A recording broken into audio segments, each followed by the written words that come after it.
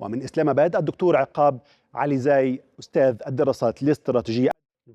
Dr. Auqaab in Islamabad. Dr. Auqaab, Iranian Foreign Ministry emphasized that Iran had all the right to use their money and no restrictions on the Iranian money after it released.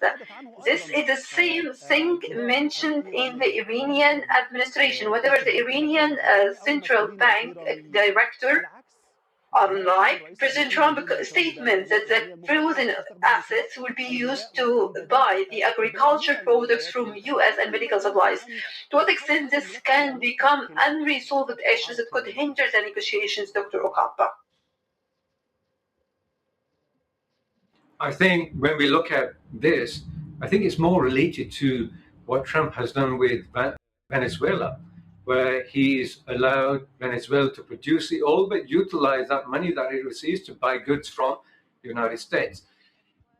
But Iran is not Venezuela. Iran was resistant and successfully resistant to US bombardment and was able to prolong the conflict to the extent that America needs to resolve this because of the global community and the pressure on the American administration, specifically Trump. Now, thinking that this would work, again, such as when he thought that decapitating the leadership of Iran would work, like it did by kidnapping Maduro, President Maduro in Venezuela, it's not going to work. And this will become a stumbling block between the United States and Iran for sure. It will be something that needs to be resolved, and there's going to have to be significant mediation on this to think that Iran's own money must only be spent in the US, which could have much higher prices, for example, than whatever else they can get it from, and would be stipulated according to what they can utilize and how much they can buy and what they can buy, with dire restrictions more likely than not. I don't think Iran would finally agree with this. I think there will be some form of compromise when it comes down to this, and it will be in the benefit of both countries to move forward on something like this with a certain mediated effort, where Pakistan, for example, would be very handy in. Dr. Auqaab, do you expect we will see concessions at this point? Concession from US or Iran? What do you mean? Well, we look at it so far, there's been concessions on both sides to some extent to come together, although we've had a lot of vitriol and tweets which have been very negative over the weekend, for example, when both parties were actually meeting in Switzerland. Irrespective of that, Iran understands the need to maintain dialogue, to maintain consistency in this, and to keep it going. But there's no indefinite end result yet. We're on a roadmap, and that may be 6 weeks. May, with mutual agreement, last longer, because they may come to a point where they have to build that trust. And without that trust, having red lines that can't be passed and encouraging this because it seems like a business deal doesn't really work in the geostrategic environment that Trump has put himself into. Because you can't run a business country like Iran is not just a business, it is a population of over 90 million people. It is a large landmass. It's got significant strategic influence in the region. It can't just be as if he's opposing another business and having a business deal. The fact of the matter is there has to be some understanding and realization of the geostrategic necessities and realization of what he's actually asking. Because a lot of things that he says really come to nothing so far. And many times he's done this. And even Iran, Ghalibaf himself said, we don't take his threats seriously. So these have to be negotiated. These are the fine print. This is where the negotiation technical talks come into it. Just saying these are the red line don't work.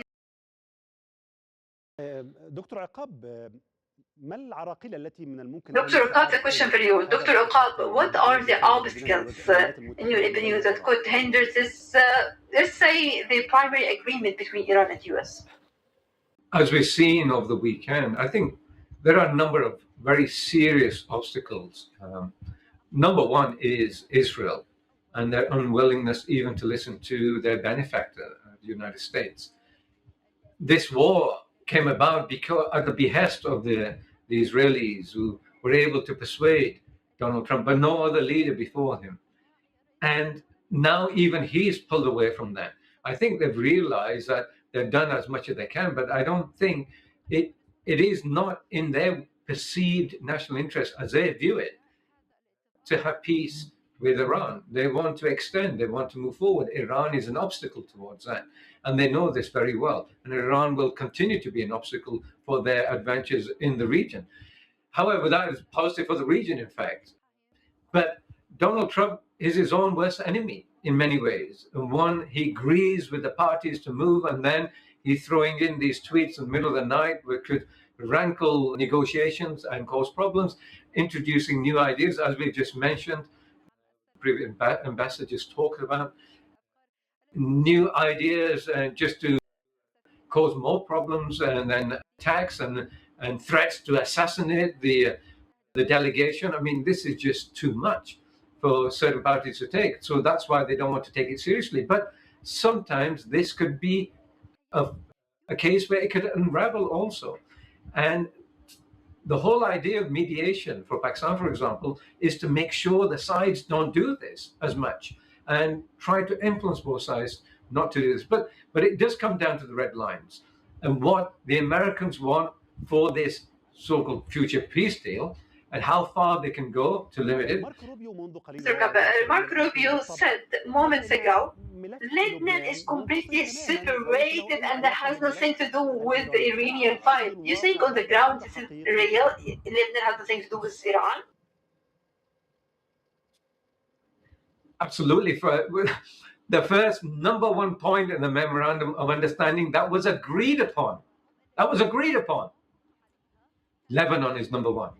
So it is absolutely something to do with this. And for a foreign minister or secretary of state to say this is quite ludicrous, I think, unfortunately.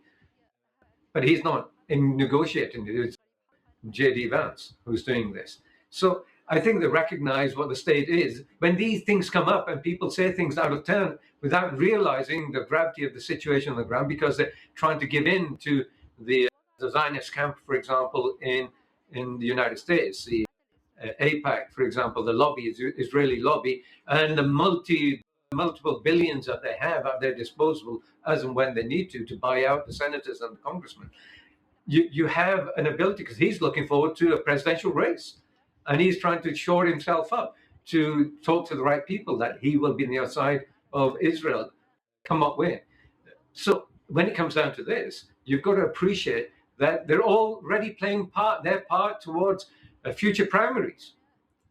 And these will cause obstacles along the way. But fundamentally, really what it comes down to is what the negotiators actually think about and what they agree upon in the technical talks and what they understand in the fine print. And that is going to be very complex, because no loopholes should be left open from both sides. And this is where Iran is assured of a long-term policy that the United States is committed to. Otherwise, the United States would be absolutely undermined. But it's showing itself to be undermined consistently along the way. Thank you so much. I would like to thank Madir Kasif, and also would like to thank from Washington, Dr. Auqaab Alizai, Heavy Professor of Strategic Studies. Thank you, sir.